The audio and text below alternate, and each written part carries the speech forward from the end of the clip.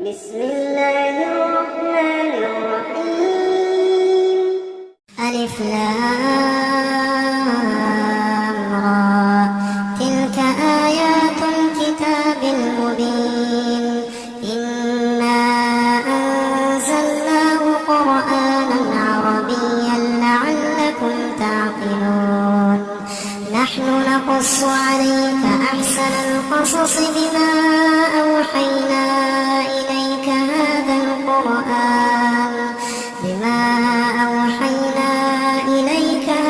القرآن وإن كنت من قبله لمن الغافلين.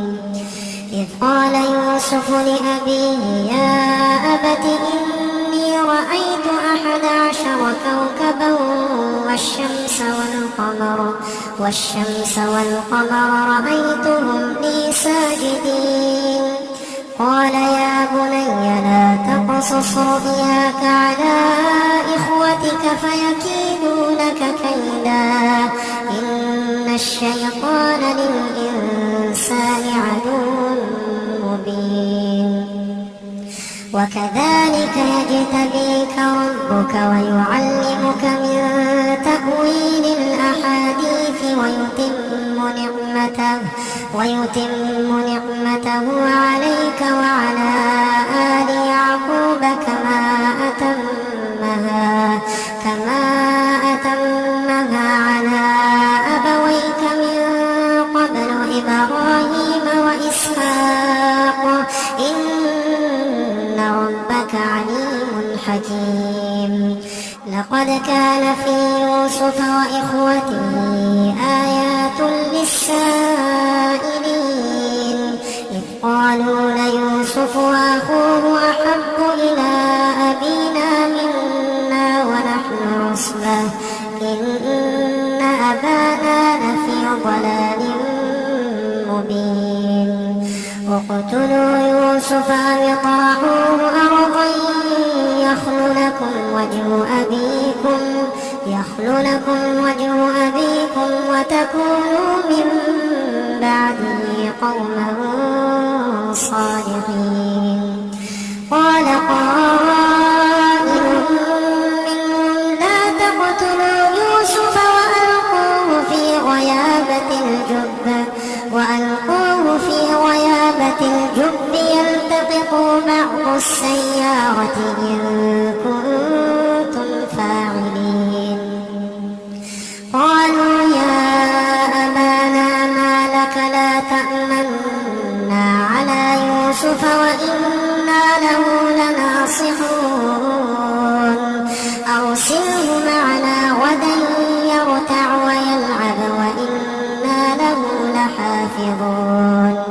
قال إني ليحزنني أن تذهبوا به وأخاف أن يأكله الذئب وأنتم عنه غافلون.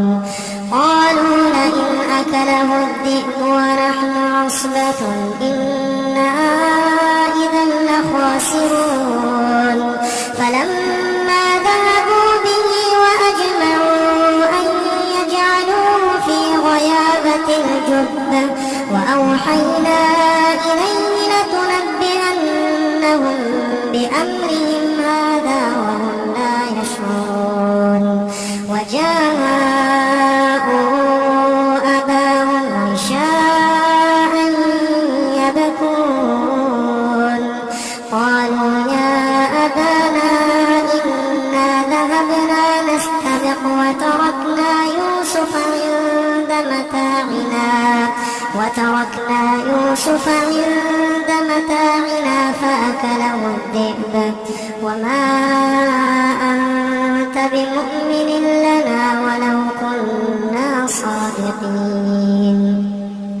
وجاءوا على قميصه بدم كذب قال بل سولت لكم أنفسكم أمرا فصبر جميل والله المستعان على ما تصفون. وجاءت سيارة فأرسلوا فسألوا والدهم فأدلى دلوه قال يا بشرى هذا غلام وأسروه بضاعة والله عليم بما يعملون وشروا بثمن بخس دراهم معدودة وكانوا فيه من الزاهدين. وقال الذي اشتراه من مصر لامرأته أكرمي مثواه عسى أن ينفعنا أو نتخذه ولدا وكذلك مكنا ليوسف في الأرض ولنعلمه من تأويل الأحاديث والله غالب على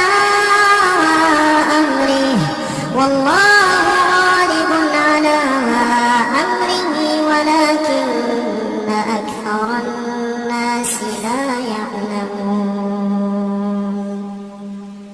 ولما بلغ أشده آتيناه حكما وعلما وكذلك نجزي المحسنين.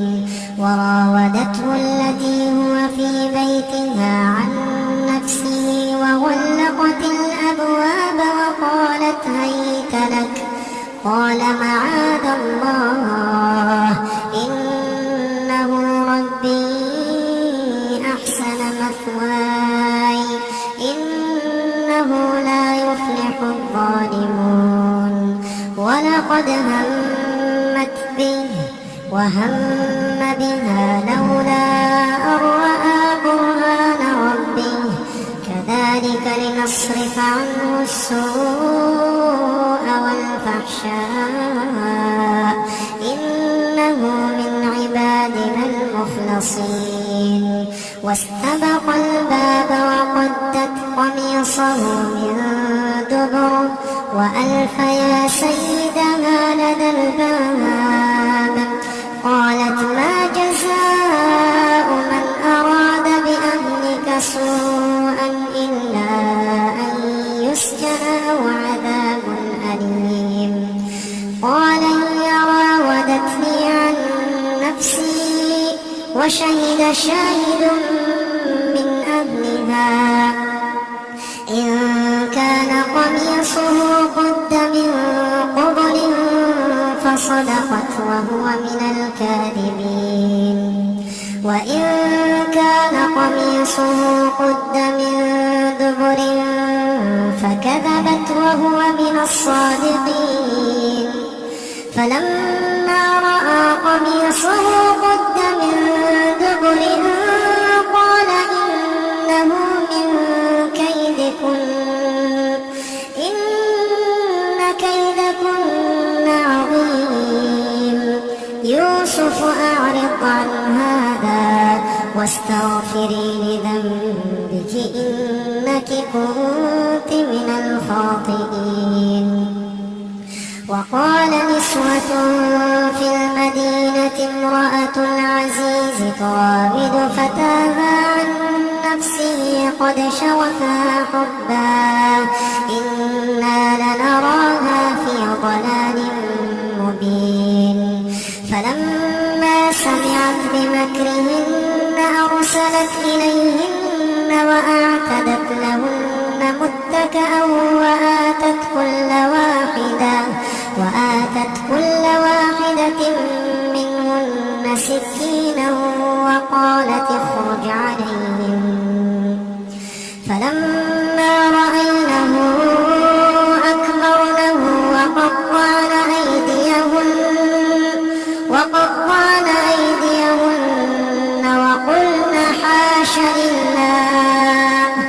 وقلن حاش لله ما هذا بشرا إن هذا إلا ملك كريم. قالت فذلكن الذي لمتنني فيه ولقد راودته عن نفسه فاستعصم ولئن لم يفعل ما آمره ليسجنن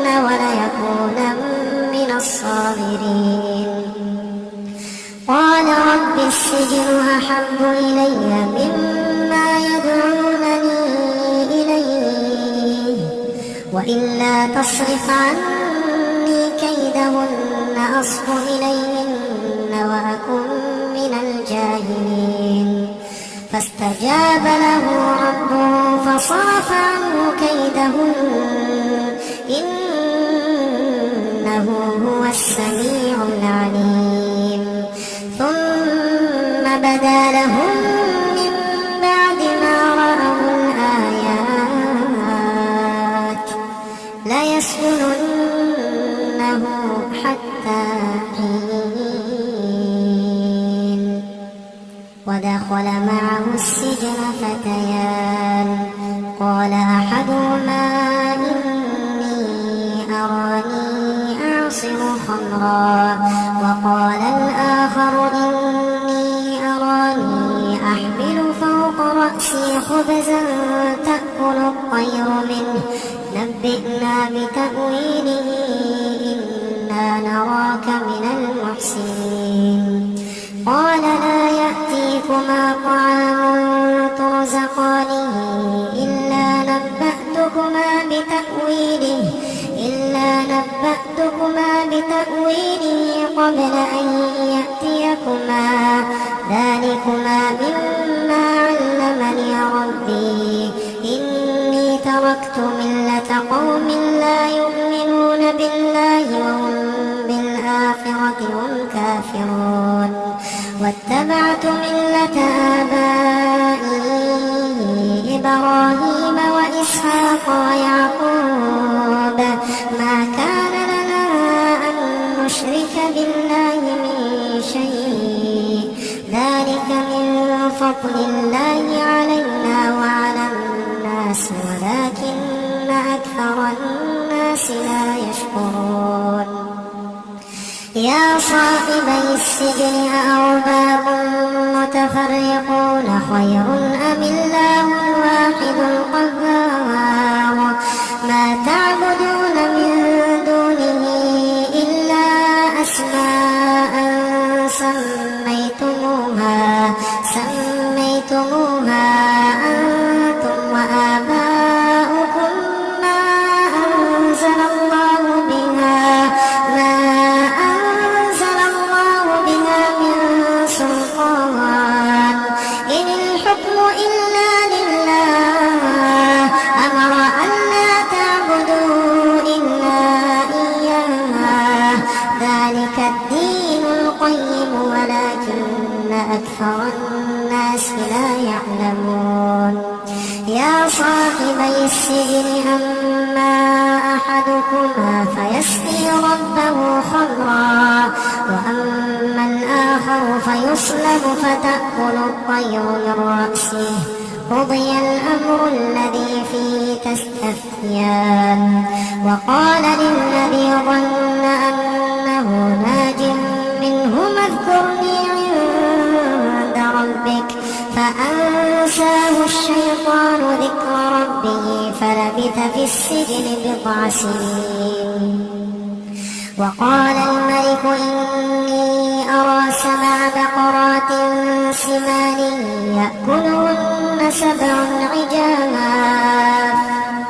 و7 سنبلات خضر وأخر يابسات يا أيها الملأ أفتوني في رؤياي إن كنتم للرؤيا تعبرون قالوا أضغاث أحلام وما نحن بتأويل الأحلام بعالمين وقال الذي نجا منهما وادكر بعد أمة أنا أنبئكم بتأويله فأرسلون يوسف أيها الصديق أفتنا في 7 بقرات سمان يأكلهن 7 عجاف و7 سنبلات خضر وأخر يابسات لعلي أرجع إلى الناس لعلهم يعلمون قال تزرعون 7 سنين دابا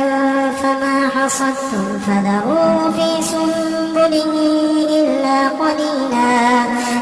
قليلا مما تأكلون ثم يأتي من بعد ذلك 7 شداد يأكلن ما قدمتم لهن إلا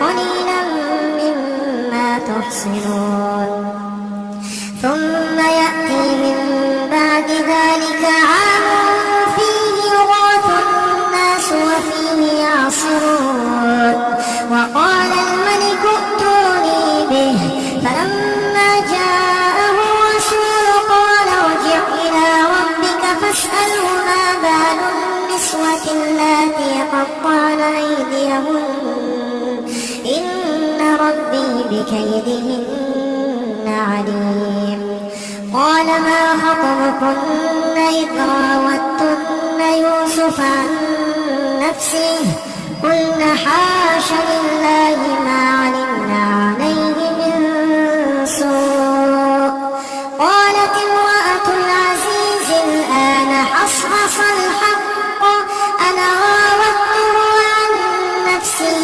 وإنه لمن الصادقين ذلك ليعلم أني لم أخنه بالغيب وأن الله لا يهدي كيد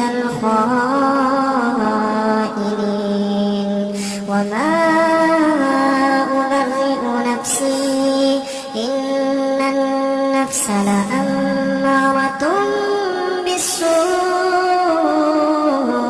إلا ما رحم ربي إن ربي غفور رحيم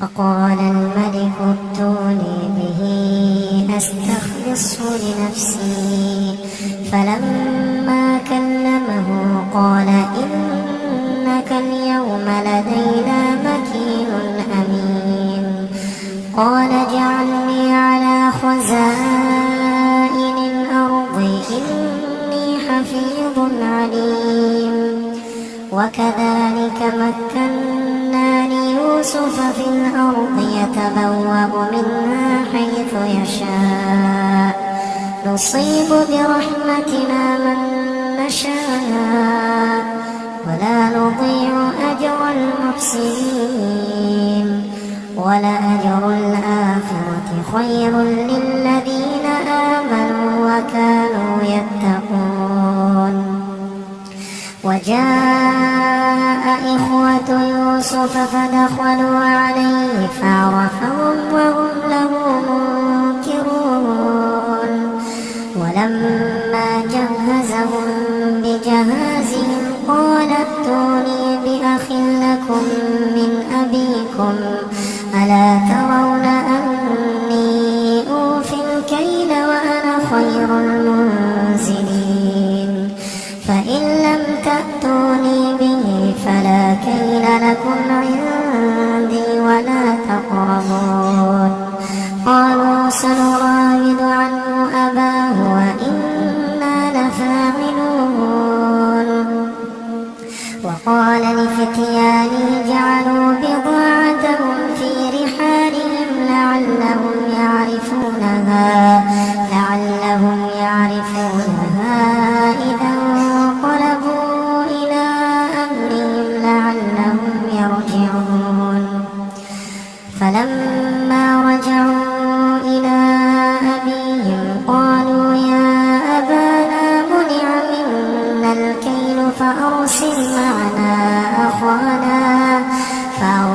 معنا أخانا نكتل وإنا له لحافظون قال هل آمنكم عليه إلا كما أمنتكم على أخيه من قبل فالله خير حافظا وهو أرحم الراحمين ولما فتحوا متاعهم وجدوا بضاعتهم ردت إليهم قالوا يا أبانا ما نبغي هذه بضاعتنا ردت إلينا ونمير أهلنا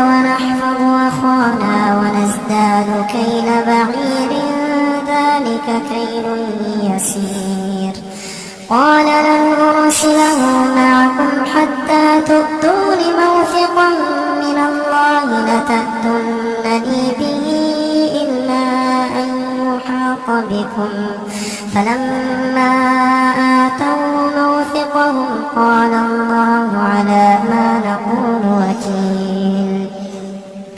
وقال يا بني لا تدخلوا من باب واحد وادخلوا من أبواب متفرقة وما أغني عنكم من الله من شيء إن الحكم إلا لله عليه توكلت وعليه فليتوكل المتوكلون.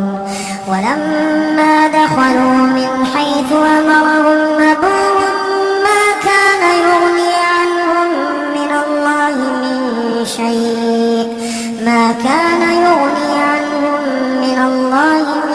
شيء إلا حاجة في نفس يعقوب قضاها وإنه لذو علم لما علمناه ولكن أكثر الناس لا يعلمون. ولما دخلوا على يوسف آوى إليه أخاه قال إني أنا أخوك فلا تبتئس بما كانوا يعملون. فلما جهزهم بجهازهم جعل السقاية في رحل أخيه ثم أذن مؤذن أيتها العير إنكم لسارقون. قالوا وأقبلوا عليهم ماذا تفقدون؟ قالوا نفقد صواع الملك ولمن جاء به حمل بعير وأنا به زعيم. قالوا تالله لقد علمتم ما جئنا لنفسد في الأرض وما كنا سارقين. قالوا فما جزاؤه إن كنتم كاذبين؟ قالوا جزاؤه من وجد في رحله فهو جزاؤه كذلك نجزي الظالمين. فبدأ بأوعيتهم قبل وعاء أخيه ثم استخرجها من وعاء أخيه كذلك كدنا ليوسف ما كان ليأخذ أخاه في دين الملك إلا أن يشاء الله نرفع درجات من نشاء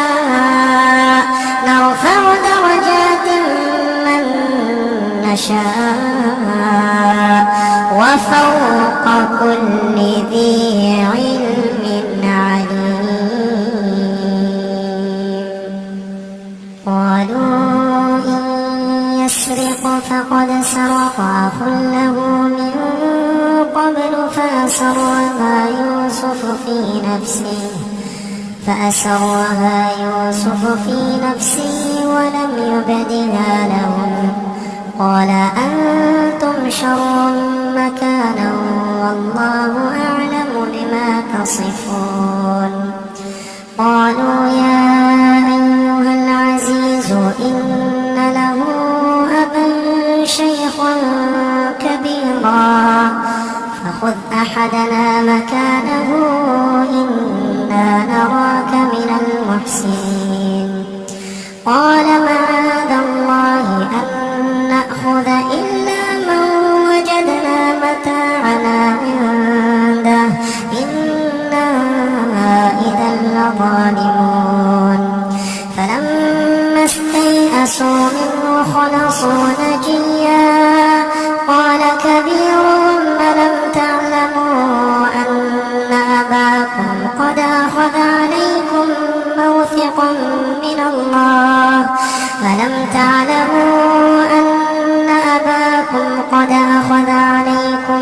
موثقا من الله ومن قبل ما فرطتم في يوسف فلن أبرح الأرض حتى يأذن لي أبي أو يحكم الله لي وهو خير الحاكمين. ارجعوا إلى أبيكم فقولوا يا أبانا إن ابنك سرق وما شهدنا إلا بما علمنا وما كنا للغيب حافظين. واسأل القرية التي كنا فيها والعير التي أقبلنا فيها وإنا لصادقون. قال بل سولت لكم أنفسكم أمرا فصبر جميل عسى الله أن يأتيني بهم جميعا إنه هو العليم الحكيم. وتولى عنهم وقال يا أسفا على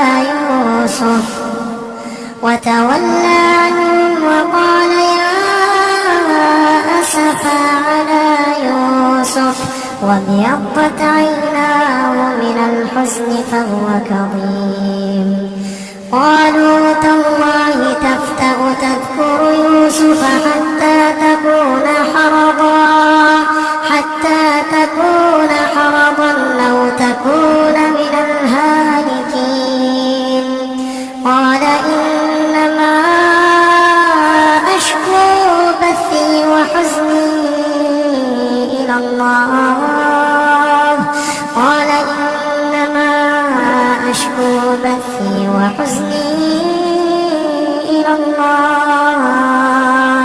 وأعلم من الله ما لا تعلمون. يا بني اذهبوا فتحسسوا من يوسف وأخيه ولا تيأسوا من روح الله إنه لا ييأس من روح الله إلا القوم الكافرون. فلما دخلوا عليه قالوا يا أيها العزيز مسنا وأهلنا الضر وجئنا ببضاعة مزجاة فأوف لنا الكيل وتصدق علينا إن الله يجزي المتصدقين. قال هل علمتم ما فعلتم بيوسف وأخيه أنتم جاهلون. قالوا أئنك لأنت يوسف. قال أنا يوسف وهذا أخي قد من الله علينا إنه من يتق ويصبر فإن الله لا يضيع أجر المحسنين. قالوا تالله لقد آثرك الله علينا وإن كنا لخاطئين. قال لا تثريب عليكم اليوم يغفر الله لكم وهو أرحم الراحمين. اذهبوا بقميصي هذا فألقوه على وجه أبي يأت بصيرا وأتوني بأمركم أجمعين. ولما فصلت العير قال أبوهم إني لأجد ريح يوسف لولا أن تفندون. قالوا تالله إنك لفي ضلالك القديم. فلما أن جاء البشير ألقاه على وجهه فارتد بصيرا. قال ألم أقل لكم إني أعلم من الله ما لا تعلمون.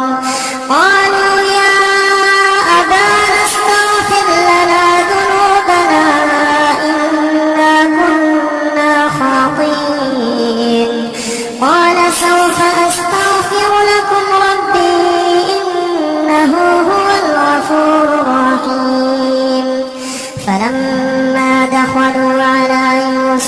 فآوى إليه أبويه وقال ادخلوا مصر إن شاء الله آمنين ورفع أبويه على العرش وخروا له سجدا وقال يا أبت هذا تأويل رؤياي من قبل قد جعلها ربي حقا وقد أحسن بي إذ أخرجني من السجن وجاء بكم من البدو من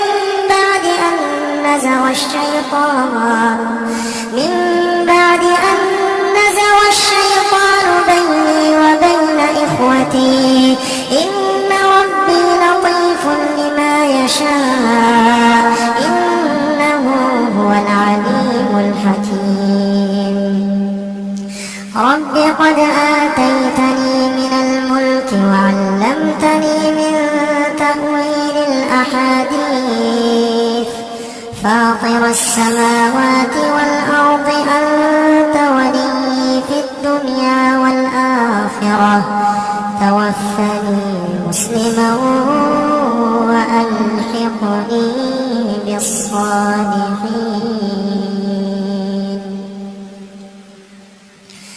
رب قد آتيتني من الملك وعلمتني من تأويل الأحاديث فاطر السماوات والأرض أنت ولي في الدنيا والآخرة توفني مسلما وألحقني بالصالحين ذلك من أنباء الغيب نوحيه إليك وما كنت لديهم إذ أجمعوا أمرهم وهم يمكرون وما أكثر الناس ولو حرصت بمؤمنين وما تسألهم عليه من أجر إن هو إلا ذكر للعالمين وكأي من آية في السماوات والأرض يمرون عليها وهم عنها معرضون وما يؤمن أكثرهم بالله إلا وهم مشركون أفأمنوا أن تأتيهم غاشية من عذاب الله أو تأتيهم الساعة بغتة وهم لا يشعرون قل هذه سبيلي أدعو إلى الله على بصيرة أنا ومن اتبعني وسبحان الله وما أنا من المشركين وما أرسلنا من قبلك إلا رجالا نوحي إليهم من أهل القرى أفلم يسيروا في الأرض فينظروا كيف كان عاقبة الذين من قبلهم ولدار الآخرة خير للذين اتقوا أفلا تعقلون حتى إذا استيأس الرسل وظنوا أنهم قد كذبوا جاءهم